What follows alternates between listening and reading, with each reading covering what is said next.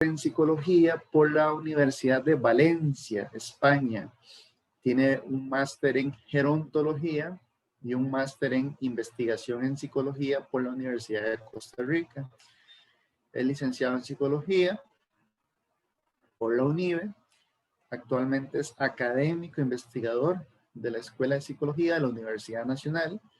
Es coordinador de proyectos de investigación, extensión y docencia en temas de envejecimiento y vejez en la Escuela de Psicología de la Universidad Nacional. Es coordinador de la Red de Investigación en Envejecimiento de la Universidad Nacional. Es miembro del Comité Ético Científico de la UNA. Previo a esto ha fungido como docente a nivel de grado y posgrado en la Universidad de Costa Rica, la UNED, la UNIBE. Su producción académica versa principalmente en temas asociados a la salud mental en población adulta mayor, envejecimiento saludable, funcionamiento cognitivo durante la vejez, viejismo y ancianismo. Y él nos va a compartir el tema de los derechos humanos de las personas mayores. Licenciado doctor Mauricio Blanco Molina, bienvenido. Gracias por aceptar la invitación y compartir con nosotros este espacio. Tiene usted la palabra. Muy buenas tardes. Muchísimas gracias, Sender. Muchas gracias por la presentación. Gracias también al colegio, a la Junta Directiva por la invitación y al grupo de la Comisión de Derechos Humanos del colegio y a las personas administrativas que estuvieron también vinculadas en que estuviera yo hoy aquí del colegio. Les agradezco mucho. Creo que tengo el chance y a las personas, por supuesto, que están ahorita participando. Muchas gracias por estar acá. Voy a compartir pantalla. Entiendo que me habían dicho como una media hora para presentar. No sé si tendré... 30 minutos a 40 minutos. Eso. Ok, muy bien. Entonces ¿Qué me dicen si lo están viendo? Sí, sí se ve. Ok, bueno. Voy a minimizar esto. Bueno, yo hice un balance en los contenidos de la presentación de hoy. Quisiera más que irme a la discusión teórica de los derechos humanos y esto en términos de la población mayor, hablar un poco más de la situación de la vivencia de estos derechos en el contexto actual en el país. Bueno, voy a hacer, digamos, un balance acá entre los desafíos, los retos y los aciertos en derechos humanos en personas mayores en Costa Rica. Inicio contándoles sobre la última publicación, sobre el estado de situación de las personas mayores en el país. Esto se publicó este año en colaboración entre el Consejo Nacional de la Persona Mayor y la UCR. Lo pueden encontrar en los repositorios de Kerwa en la UCR o incluso en la página del Consejo Nacional de la Persona Mayor, CONAPAM. Bueno, en este segundo informe de estado de situación de la persona adulta mayor se habla de que 8 de cada 100 habitantes tiene 65 o más años en Costa Rica. Para el 2050, 21 de cada 100 habitantes tendrá esta edad. Esto representará un 20.7% de la población total. Es Costa Rica el tercer país con mayor esperanza de vida a nivel mundial después de los 60 años. Se vive principalmente la mayor cantidad de población mayor en la región central del país. Esto habla de que las personas que viven en esta zona del país pues se exponen a un proceso de envejecimiento más avanzado que respecto a otras zonas geográficas. Hay muchas explicaciones de esto. Hay una proporción de personas mayores con más años de educación secundaria y universitaria, y lo cual habla de que hay un cambio, digamos, en el perfil de la población. Estos que envejecieron y que nacieron en los años 50 y 60 y que hoy se han conocido históricamente como los baby boomers, tiene alta longevidad y muchas probabilidades pues aumentar, ¿verdad? O estar, digamos, de alguna manera más con nosotros. Ha venido aumentando la proporción de personas adultas mayores que viven solas y únicamente con sus parejas, lo cual también habla de un cambio en la estructura familiar, menos hijos, o ya sus hijos viven fuera de su casa. Había una tendencia hace 10 años donde había muchas familias multigeneracionales o cohabitación, que sigue pasando, pero conforme está cambiando la estructura poblacional, pues hay mayor tendencia de que las personas mayores empiecen a vivir solas. El porcentaje de personas de 65, más de 65 años actualmente es del 9%. Ha aumentado considerablemente esta proporción en la población indígena y es mayor digamos, al porcentaje nacional en aquellas personas migrantes no nicaragüenses, es decir, aquellas que pues es una tendencia a que este país se convirtió en un país de retiro, sobre todo de personas del norte del mundo, ¿no? Europa, Estados Unidos, Canadá. Y actualmente hay 23 millones de personas mayores en Latinoamérica. Entonces es un continente que está envejeciendo aceleradamente. América Latina, sí. Bueno, voy a hacer referencia al enfoque integral del derecho, como lo plantean en el informe actualmente, lo pueden revisar. Lo dividen en 3 aristas principales, la que tiene que ver con normativas o compromisos internacionales que son vinculantes o que se ha adherido Costa Rica, los que tienen que ver con el asunto más de legislación nacional, leyes, códigos, reglamentos, que tiene que ver con lo procesal, y lo que tiene que ver con el contenido, que son políticas públicas, programas o proyectos concretamente asociados a la población adulta mayor. Entonces voy a ir, esto es basado en el informe de estado de situación, y pues históricamente Costa Rica se ha adherido a casi todas las propuestas que se desarrollan en organismos internacionales multilaterales. Por ejemplo, la del 91, que es la cumbre de las Naciones Unidas en favor de las personas mayores, y así sucesivamente. Hay una serie de sucesos donde Costa Rica se adhiere, y voy a hacer referencia a los últimos 2 que pues Costa Rica tiene en el 2012 y el 2015 un papel fundamental, sobre todo desde el CONAPAN y organizaciones de la sociedad civil y autónomas, públicas y privadas, pues se hace una declaración de 3 ríos, que esto lleva a una propuesta que se llamó Carta de San José de los derechos de las personas mayores en América Latina y el Caribe, y esto suscitó, ¿verdad?, que años después se planteara la Convención Interamericana sobre la protección de los derechos humanos, y que se convirtiera en el 2016, una ley en Costa Rica. En términos procesales, pues hay unas leyes importantes en el contexto nacional, como pues, la primera, la Ley Integral de la Persona Adulta Mayor, que con esta ley pues se crea el Consejo Nacional de la Persona Mayor, y una serie de reglamentos y leyes que le generan contenido presupuestario al Consejo para, de alguna manera, pues dar cuenta de los compromisos que se había adherido, ¿no?, Costa Rica.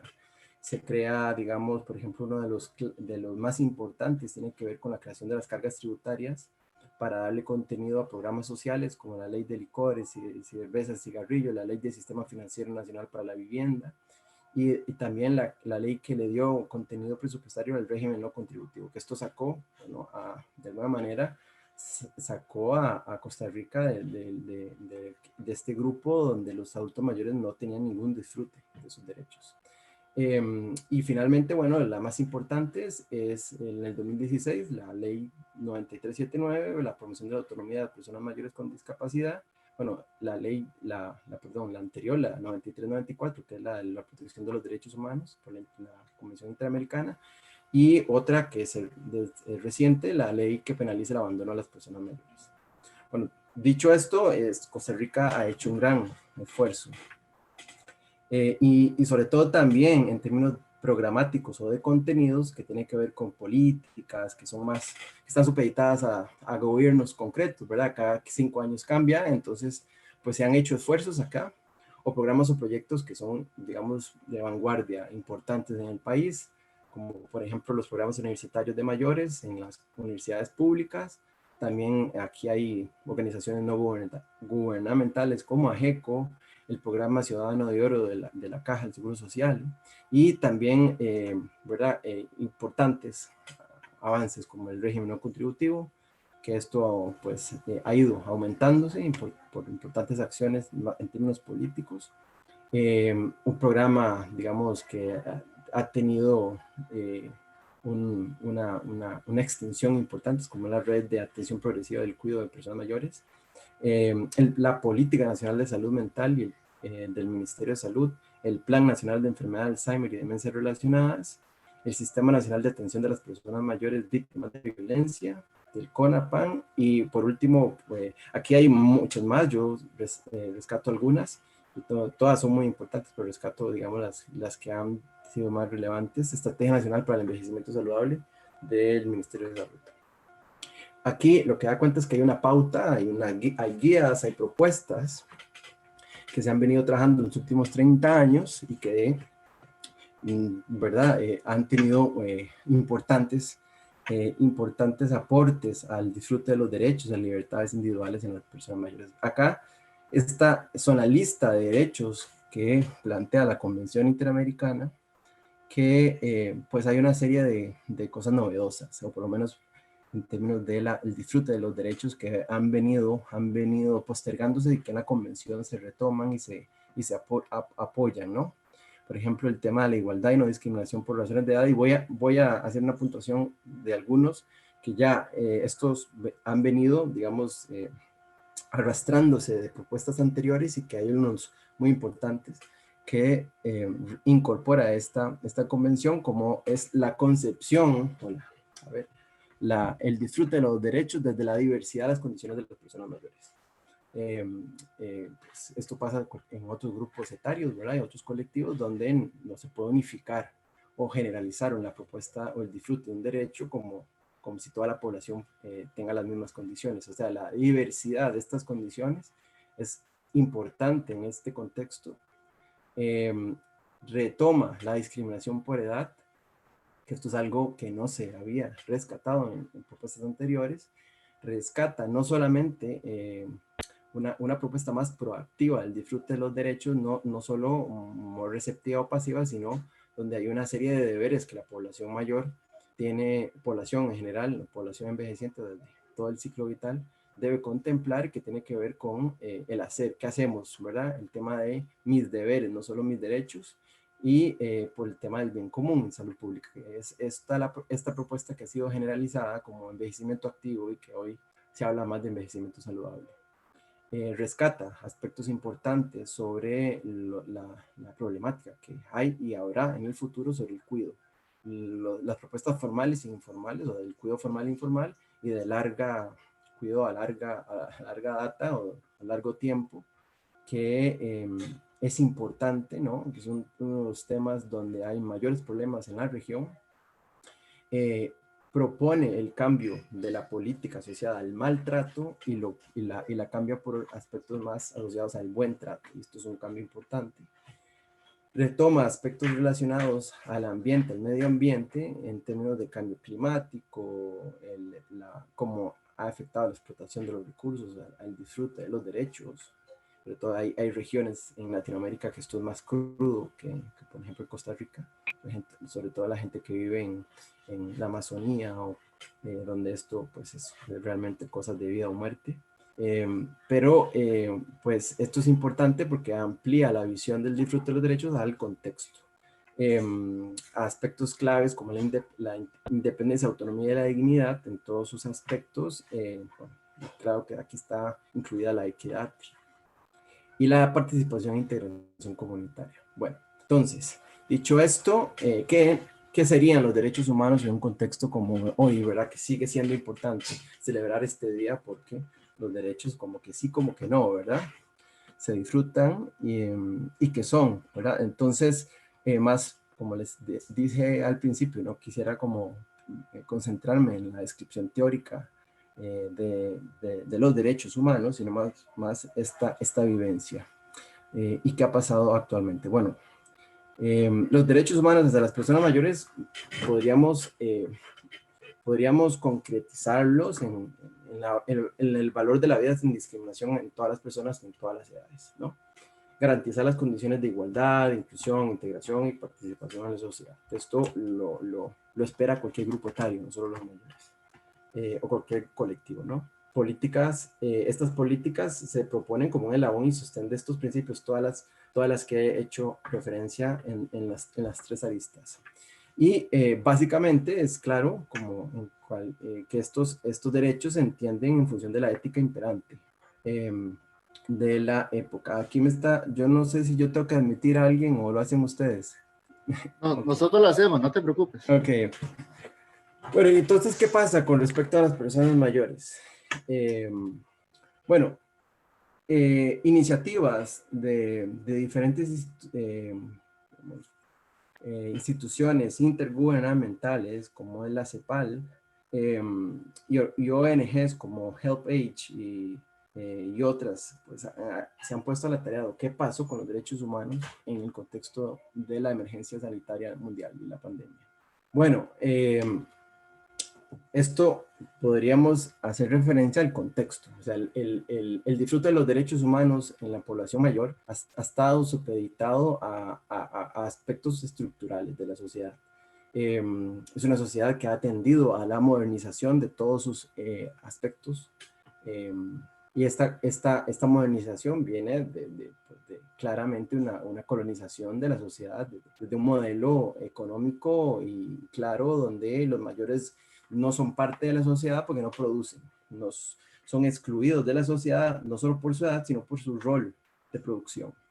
Y esto da cuenta de valores claves que se divulgan, que son imaginarios, que están en la población, en todos los grupos etarios, que son los viejismos, los ancianismos, y los edadismos, este miedo a ser viejo, este miedo a lo viejo, esta visión que está muy enraizada en las sociedades actuales, y que hay una serie de valores que se convergen con esta lógica de la modernización de las sociedades, que potencian esta percepción de la discriminación por la edad, como por ejemplo valores individualistas, o sea, esto de que lo que importa es lo que yo quiero para mi construcción de las metas y voy solo por el mundo, versus sociedades donde la satisfacción y el bienestar está supeditado a lo que pasa en mi colectivo, en mi familia, en mi comunidad.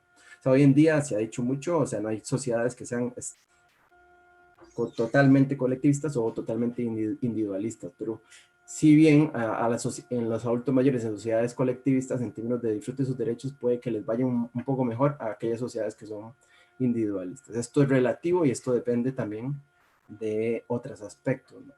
Acceso a recursos, infraestructura, ¿verdad? Urbanización, urbanismo versus lo rural, otras cosas que están aquí enlazadas en esto.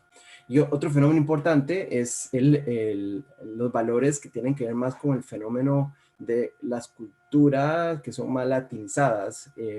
Bueno, esto también se ve en los países mediterráneos, pero sobre todo en Latinoamérica es algo súper importante, que es este valor donde yo estoy bien si los míos están bien y pues entonces en el contexto del disfrute de los derechos se ha investigado, se ha dado cuenta que el disfrute se vive diferente en las sociedades familistas a las que no son familistas, porque yo no estaría bien si mi familia no está bien, si mi comunidad está bien, a pesar de que yo esté disfrutando mi derecho. O sea, todos tenemos que estar bien, esa es la lógica.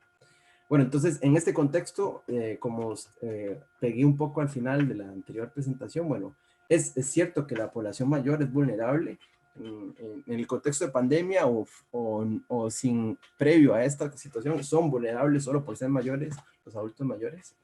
Hay fenómenos que lo explican, ¿verdad? Desde las teorías feministas raciales como la interseccionalidad, donde hay una serie de fuentes y contextos de discriminación, pobreza, etnias, edad, género, nacionalidad, situación migratoria, que además se convergen con condiciones de comorbilidad, como, ¿verdad? Donde hay una presencia de enfermedades que cronizan la situación de salud de las personas mayores, que se combinan con las desigualdades estructurales que tienen que ver con las diferentes fuentes de discriminación y que hay, pues, hoy en día se hablan de conceptos como las endemias, o más una especie de que más es una cuestión global, ¿no? Que es los caos sistemáticos y las crisis civilizatorias, que no solamente es un aspecto del humano, o sea, la situación de la salud y la mortalidad, se habla de una pandemia geriátrica, o sea, la población mayor a la que se está muriendo en grandes masas,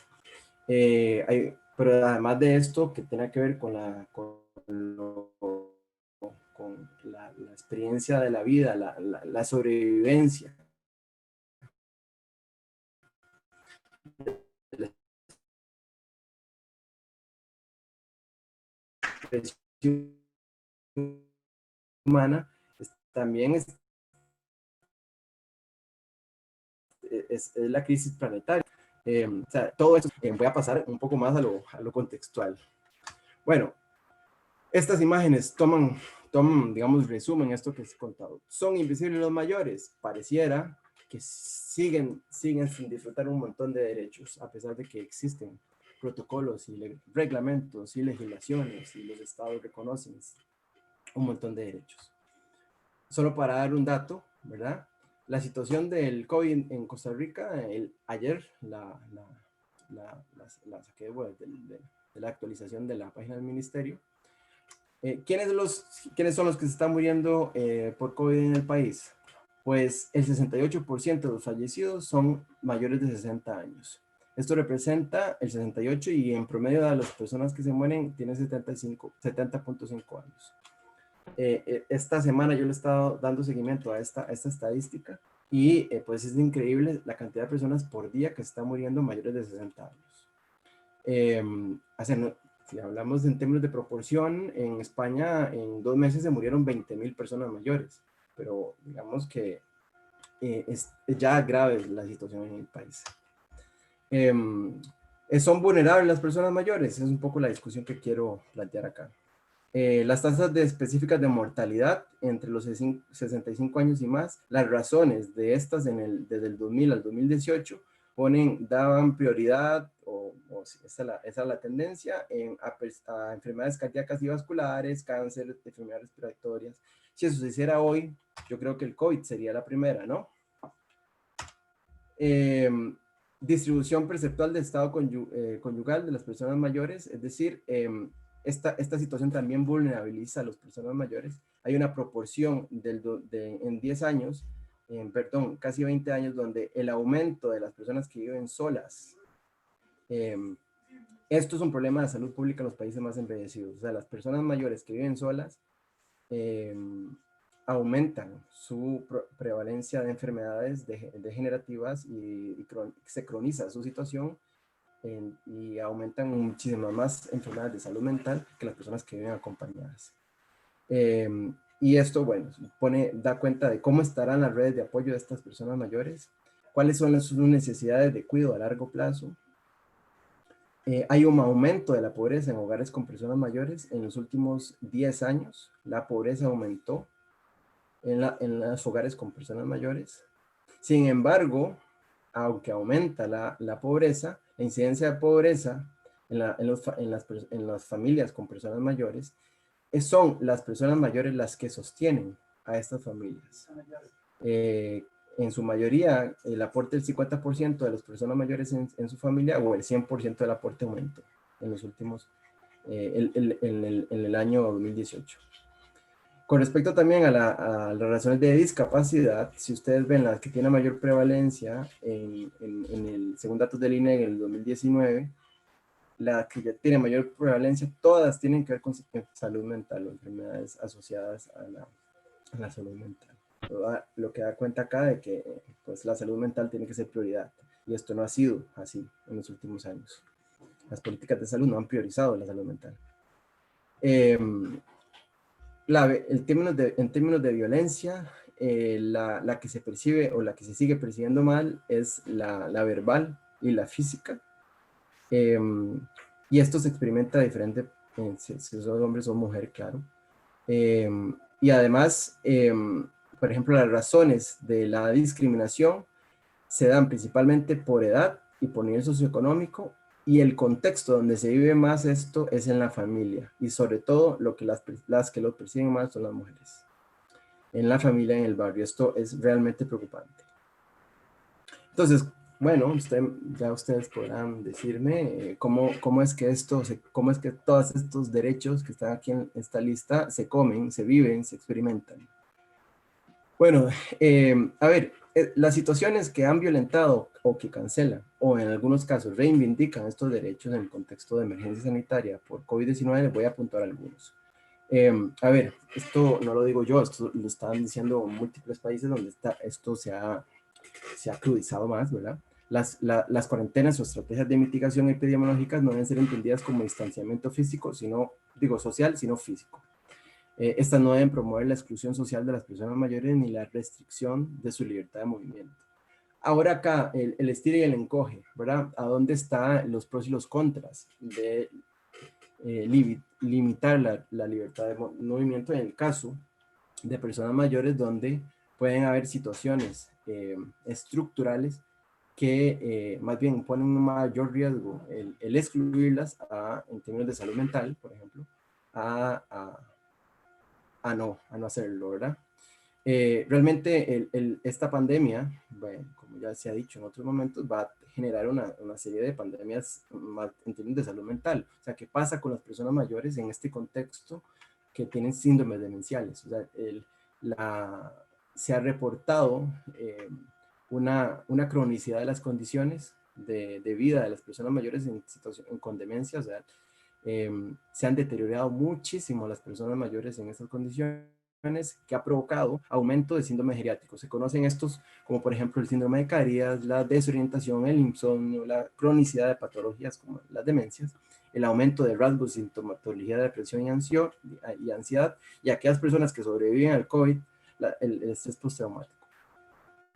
La situación de las personas mayores en instituciones en larga instancia no deben potenciar el aislamiento. Esto no es el caso en Costa Rica, pero porque la mayoría de la población no vive en centros de atención o de bienestar social, como se conoce en el país. Viven en sus casas o viven en casas con sus familiares. Sin embargo, podrían haber situaciones incluso en la casa de aislamiento. Las personas mayores son un grupo prioritario de atención. Y esto, ¿verdad? Se ve en las políticas actuales de salud, y cómo se mueve esto de las vacunas es que es clara la mercantilización de la salud. O sea, hay una fragilidad del sistema sociosanitario de salud del país que ya sabíamos que existía, pero con esta pandemia es más clara la cosa. Las personas mayores se convirtieron en este contexto para muchas familias, y aquí cuando digo reivindicación de derechos, en la principal fuente económica de muchas familias cuando pues sus miembros perdieron trabajo, ¿verdad? ¿Y cuáles son algunos dilemas bioéticos que podríamos discutir acá? Bueno, el derecho a la vida y a una muerte digna. ¿Quién debe ser atendido en las unidades de cuidados intensivos? ¿A quién se debe salvar? ¿A quién se le debe asignar un respirador y otros dispositivos médicos? ¿Se debe negar el acceso a los servicios de salud? Son las personas vulnerabilizadas, las personas mayores relegadas en este contexto de sálvese quien pueda. En mayo y en abril en España y en otros países en Europa sacaron políticas de emergencia donde prescindían de personas mayores según alguna condición. No le conecten un respirador a aquella persona que tiene demencia, porque no vamos a priorizarla. No le pongan, y así hicieron una serie de listas de aquellas personas que eran prescindibles. La persona mayor, como cualquier otra persona de cualquier grupo etario o cualquier condición, es igual en términos de sus derechos. Pero no podríamos negarle el derecho a la vida a nadie. Ok, realmente estas situaciones de la exclusión social, que ya era un problema en la población mayor, se han aumentado en este contexto precisamente por la brecha digital que existe en la población mayor. Hay una virtualización de la interacción en términos sociales, laborales, servicios, atención en salud, y la población mayor no estaba preparada para esto. Realmente, bueno, algunos datos los pongo. O sea, en el 2012, solo el 14% de las personas mayores usaba internet. Un 18.6 contaba con computadora, un 27.4 hubo acceso a internet y un 70.4 con teléfono celular. Estos son datos del PROSIC, un programa de la Universidad de Costa Rica. Las personas mayores, esto es un dato de una investigación del IDESPO, de la Universidad Nacional, utilizaban principalmente las tecnologías de la información y la comunicación para el contacto de sus redes de apoyo emocional, lo cual es muy importante y si esto fuera masivamente, seguramente está pasando en este contexto, pues hay una reducción de la exclusión, ¿verdad? Social.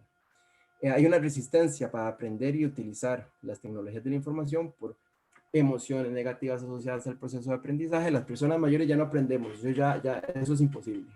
Es todo lo que yo les decía de la cultura del viejismo y el ancianismo.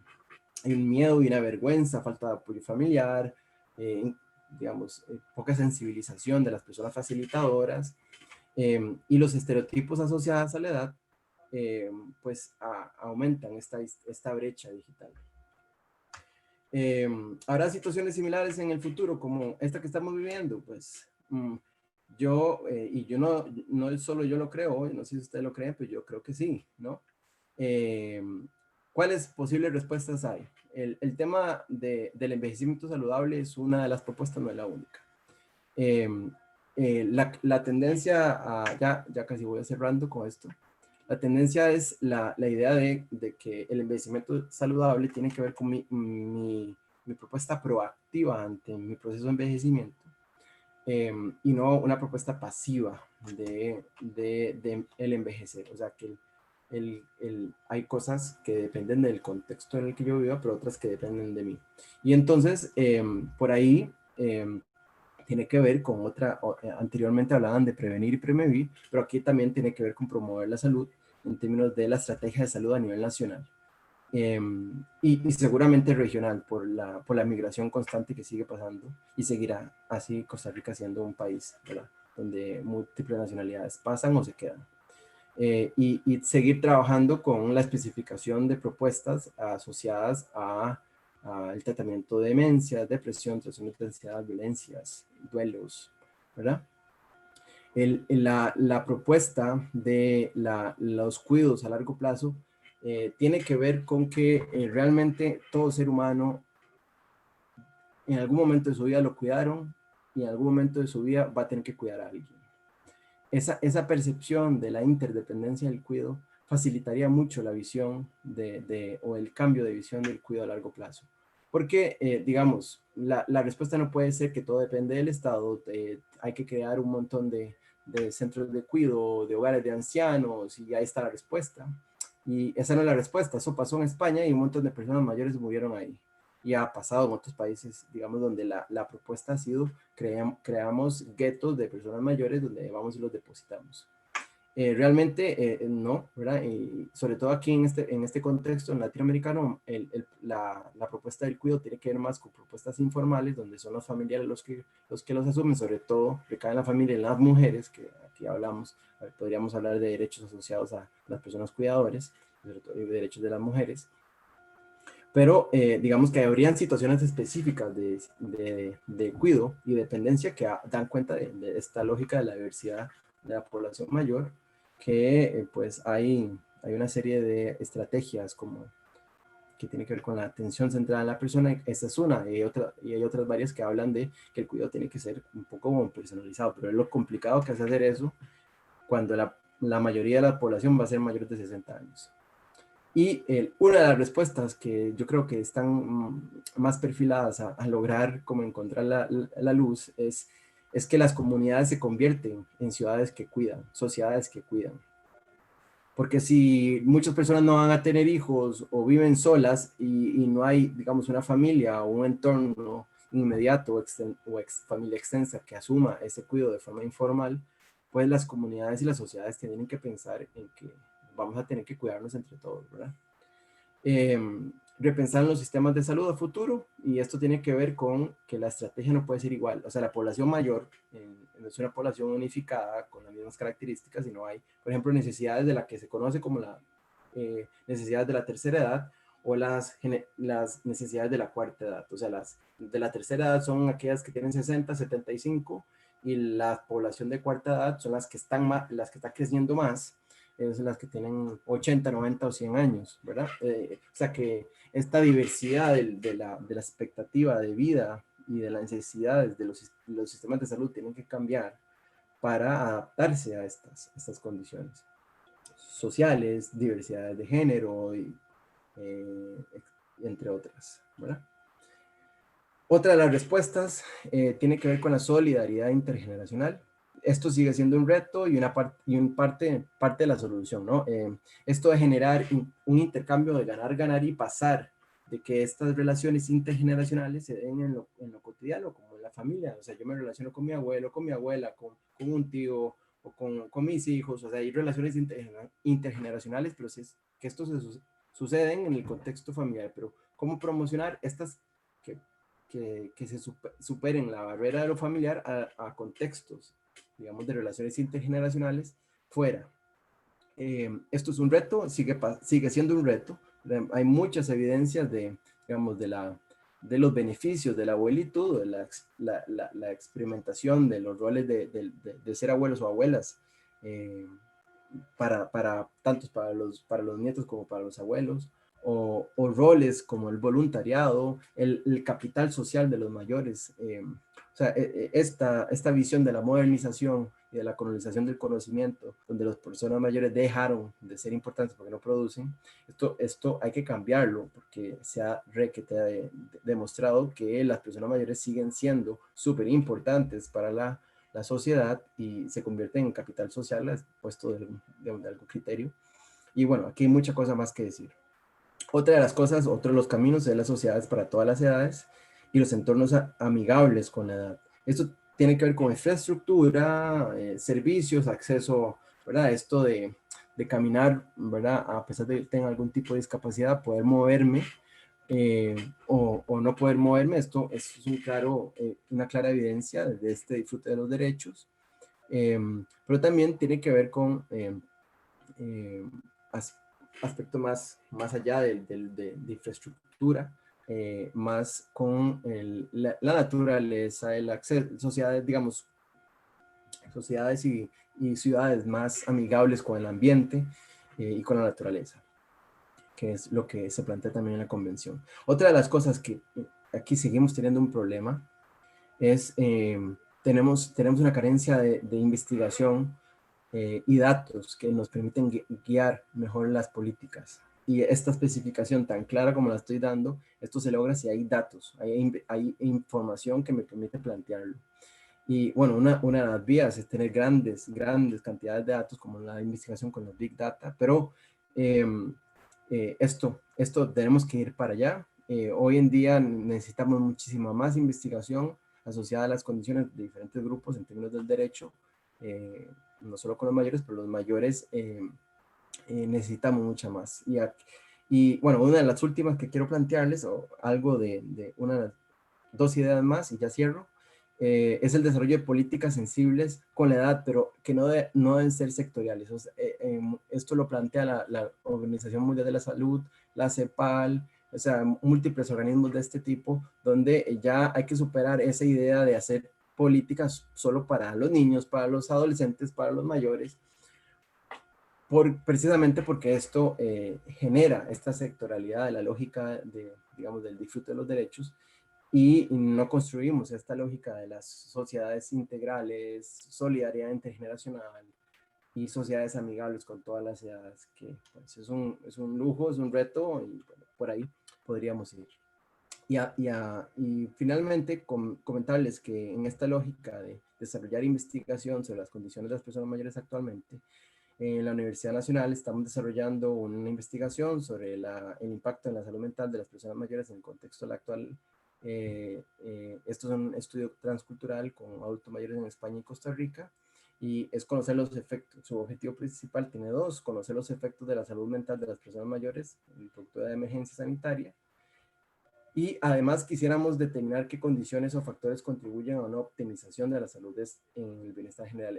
Esto es que no todas las personas mayores les ha ido mal en este contexto. O sea, no podríamos generalizarlo. Hay personas que les ha ido bien, hay personas que se han adaptado muy bien, y quisiéramos saber por qué y cómo se adaptaron bien, porque por ahí también pueden haber buenas ideas para el planteamiento de política.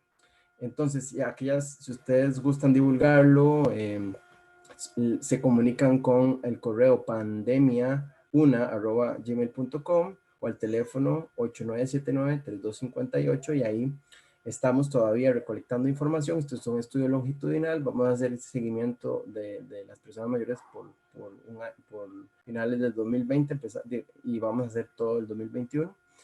Y pues esto es una colaboración con el Ministerio de Salud y varias universidades a nivel nacional, la UNA y la UCR e internacionales también.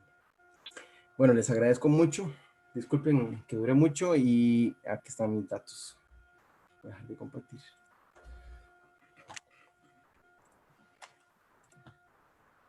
Doctor Blanco, muchísimas gracias por su exposición. Abrimos un espacio para preguntas, comentarios, pueden levantar la mano y abrir micrófono. Por lo pronto voy a ir leyendo lo que han ido planteando acá en el chat. Ingrid Naranjo dice, qué interesante, ¿será que esa manutención tendrá relación con la violación a su economía desde lo patrimonial, donde las personas mayores no pueden gastar su dinero en lo que quieren? Esos dilemas éticos suponen el debate al violentar a las personas mayores que tenían atención regular antes del COVID y que bajo el supuesto de riesgo se le niega la atención que requieran. No sé si tienes algún comentario sobre eso, Mauricio. Ok, sí, bueno, una de las experiencias de violencia es la patrimonial. En este contexto no hay datos actualmente como que digan que por lo menos en el 2020, por eso necesitamos información de que ha aumentado la violencia patrimonial en el contexto de pandemia. Sin duda, esto, pues si ya era una tendencia, posiblemente se ha aumentado, ¿verdad? Donde si el único ingreso que tiene una familia es la pensión de esa persona mayor, posiblemente la persona mayor ni lo ve, ese ingreso, ¿verdad? O por una decisión voluntaria o esto que se convierte en una violencia, ¿no? Porque me la quitan. Por dar un ejemplo de pensión, pero también hay estafas, les quitan las propiedades, cosas, ¿verdad? Muy duras y muy tristes. Y bueno, en el contexto de pandemia, en este momento en Costa Rica no se le está negando el derecho a la salud a nadie, pero puede ser, digamos, algo que pase si no ponemos de nuestra parte, ¿verdad? Realmente las personas que están muriendo en masa a nivel mundial son los mayores, son los más vulnerables y esta pandemia los seguirá matando hasta que pues vamos a ver la expectativa de la efectividad de las vacunas, o quién va a recibir o quién no va a recibir esta vacuna. Bueno, ya sabemos que no es la única respuesta al tema de las vacunas, tiene que ver con un montón de consideraciones de conducta, ¿verdad? Y de solidaridad intergeneracional, es decir, se sabe y ya se ha publicado que las personas se contagian en el contexto inmediato, es decir, sus familiares o los cercanos los contagian. Y esto tiene que ver con solidaridad intergeneracional. O sea, sí, yo que soy joven, voy a los bares, salgo, no me cuido y llego a la casa donde hay un adulto mayor, lo contagio porque el que tiene más riesgo es la persona mayor, ¿verdad? Y posiblemente hay personas que no puedan quedarse en sus casas por razones laborales, lo que sea, pero aquí y se entiende y se comprende, pero también nos toca un poco ser solidarios, ¿no? Podemos encender las cámaras. Georginet hace otro comentario, correcto, al igual que cualquier otra persona usando medidas establecidas por el ministerio, ellos pueden seguir manteniendo su autonomía. Ingrid luego nos comenta, la sectorialidad considero que suma a la desigualdad. Montserrat pide sus datos de contacto, bueno, aquí ya veo que los colocaron y que sería muy interesante conocerlo de la encuesta. Y en esa encuesta muy particular, cuando estabas planteando las diapositivas sobre la situación de la salud mental, creo que quedó como muy claro la situación de la salud mental de las personas mayores. Entonces, no sé si quieres hacer algún comentario de lo que acabo acá de leer de los colegas y las colegas.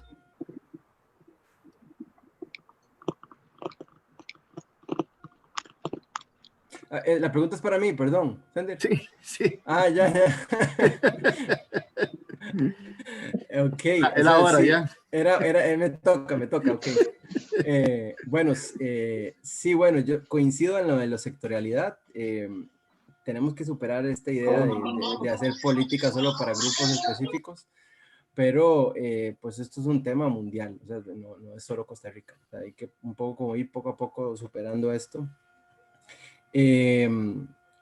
La propuesta de la encuesta, pues lo que esto se desarrolló porque hay un grupo, una comisión que se llama la Mesa Interinstitucional Intersectorial de Salud Mental del Ministerio de Salud Mental, del Ministerio de Salud, perdón, donde pues nos juntamos al principio de año y decimos, bueno, es que y se desarrollaron varias propuestas de investigación para diferentes grupos etarios. Las personas mayores, una de las cosas que yo venía estudiando a lo largo de los 10 años a personas mayores que se ajustaban al modelo de alta participación social o las que se asumían como envejecientes saludables. ¿Qué pasó con estas personas mayores? Y los cursos, las comunidades cerraron, todo dejó de existir para estas personas mayores, años de inversión de las instituciones públicas, se vino de un día para otro, ¿verdad? Al traste. ¿Qué pasó? Las personas que se adaptaron son las que tienen facilidad de comunicación por la tecnología por las TIC.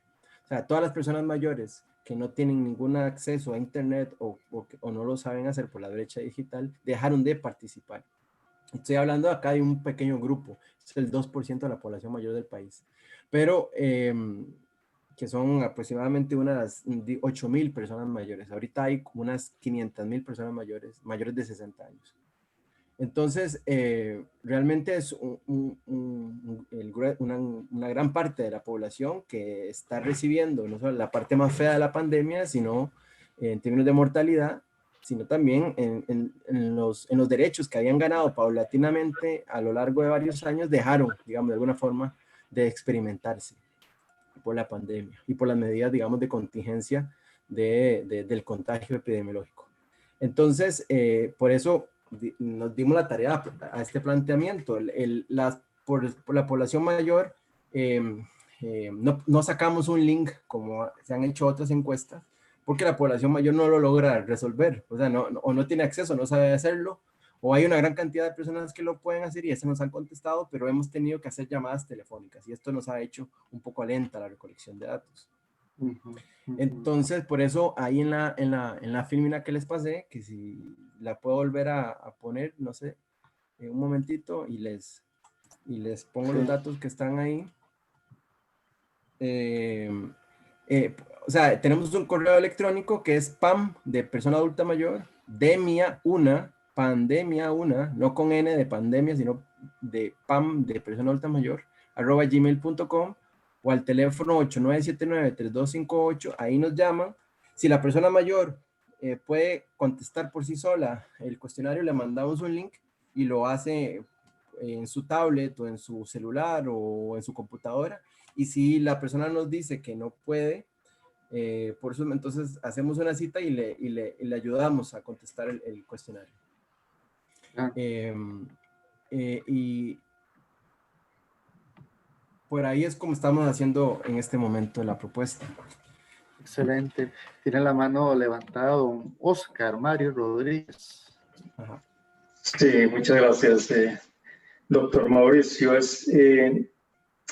También es como un comentario. Recuerdo que hace como a mitad de año por allí el ministro de Salud decía que no se fueran también, ¿verdad? O que no se cayeran en el extremo por cuidar al adulto mayor del contagio, que no se le castigara o se le encarcelara, porque también se estaba convirtiendo esto en una forma de violencia.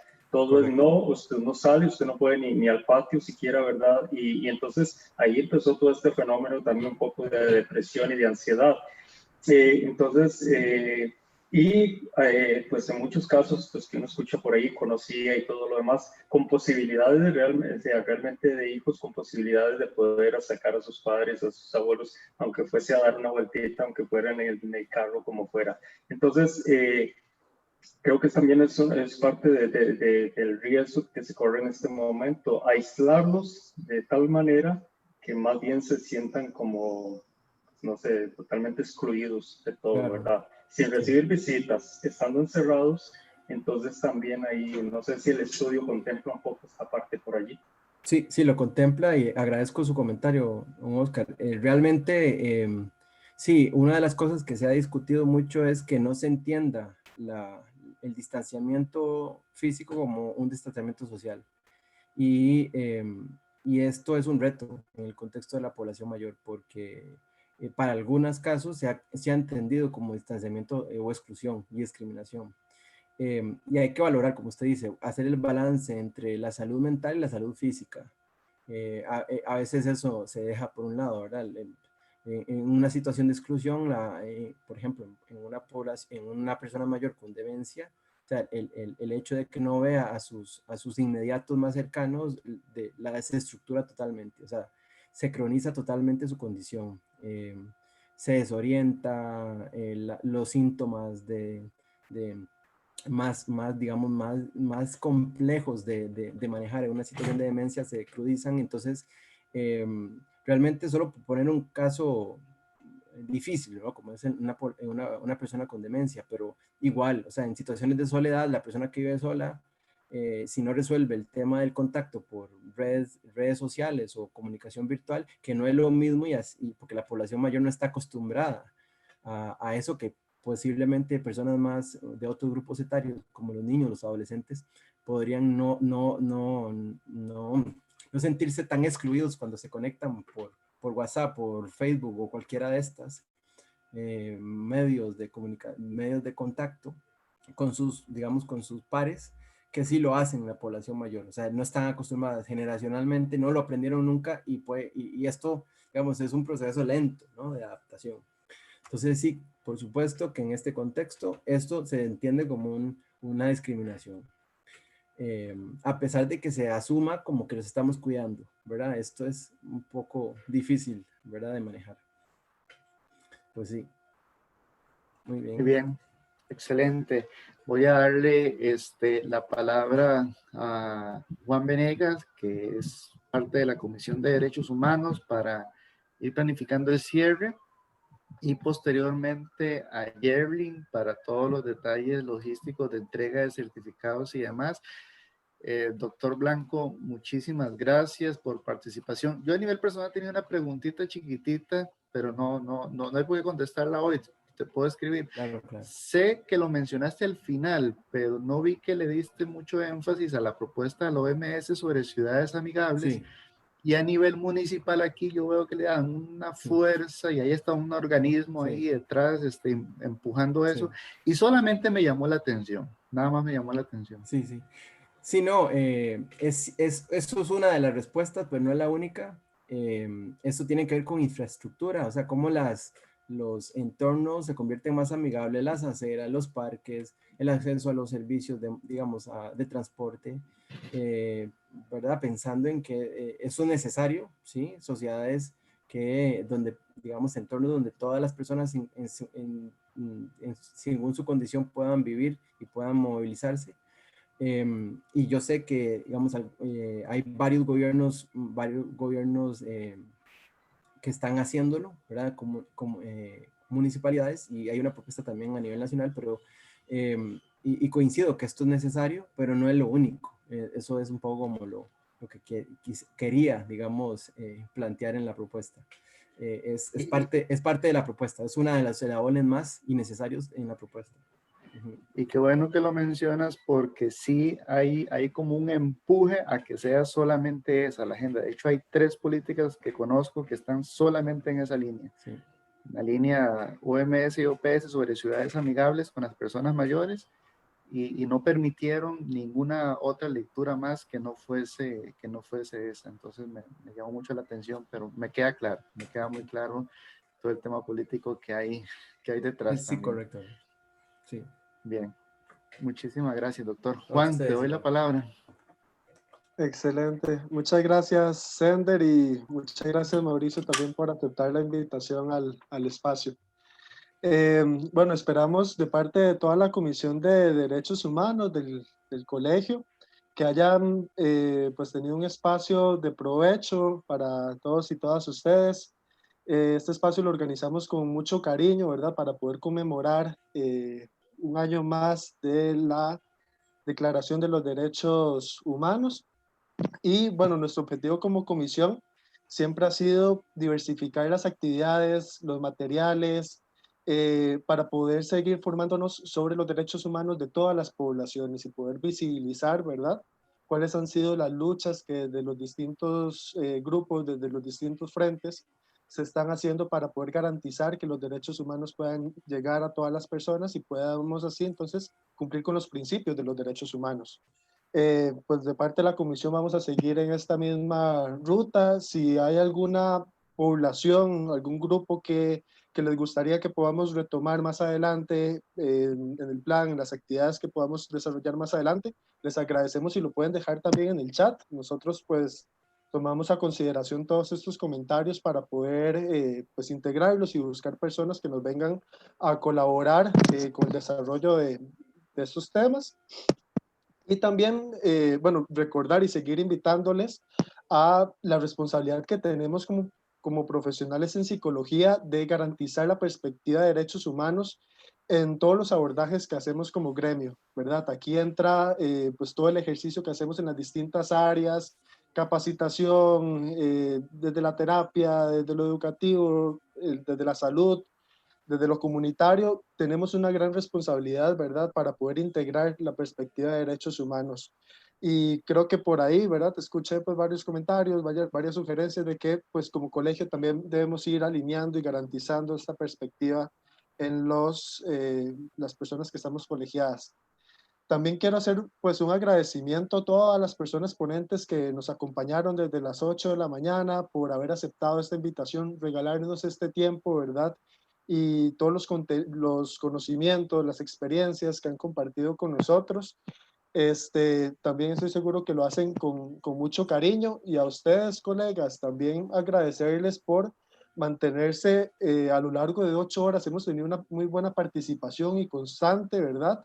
Por ahí Sender me decía que no hemos bajado a las 50 personas, entonces eso pues nos pone muy contentos porque se nota entonces el compromiso que tenemos como gremio hacia la integración de la perspectiva de derechos humanos en nuestro quehacer.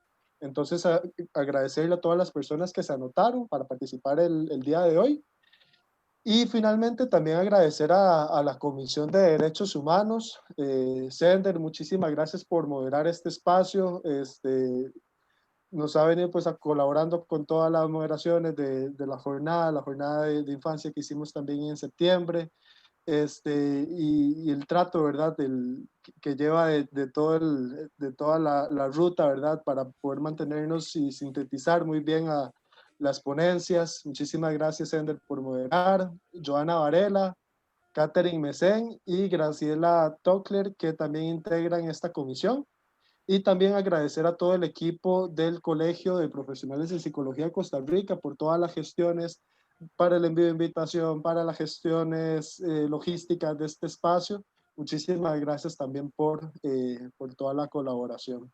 De nuestra parte, eso sería, no sé, Sandra, le damos entonces la palabra a... Jerry, no sé si tienes algún comentario sobre logística y con eso cerraríamos.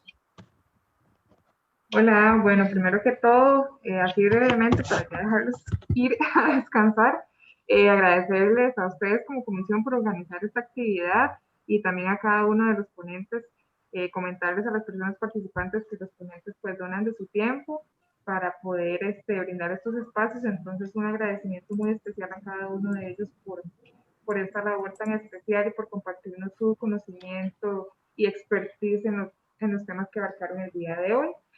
Con respecto a los certificados, yo les voy a pasar un correo el próximo lunes, si Dios lo permite, con las instrucciones para el ingreso al campus virtual, que puedan descargar el documento para las personas que estén. Perdón. Ay, casi me ahogo, es que con eso es terrible hablar. Les pasaré el correo, les decía, así me ahogo, les decía para ahí con las instrucciones del campus virtual para que descarguen el certificado a las personas que estuvieron conectadas al 100% de la actividad. Entonces, cualquier consulta estamos para servirles, y las grabaciones de esta actividad las vamos a estar colgando en el canal de YouTube en el transcurso más o menos como de la próxima semana, podría ser el martes y miércoles, para que si alguno quiere replicar la información nuevamente, compartirla, pues ahí tengan el acceso. Entonces, eso sería de mi parte. Que tengan muy buenas tardes y estamos a la orden. Muchísimas gracias. Buenas tardes. Buenas tardes. Que la pasen muy bien. Muchas gracias. Separen esta fecha para el 2021, 10 de diciembre, la tercera Jornada Nacional de Psicología y Derechos Humanos. Muy bien. Muchísimas gracias a todos. Luego. Gracias.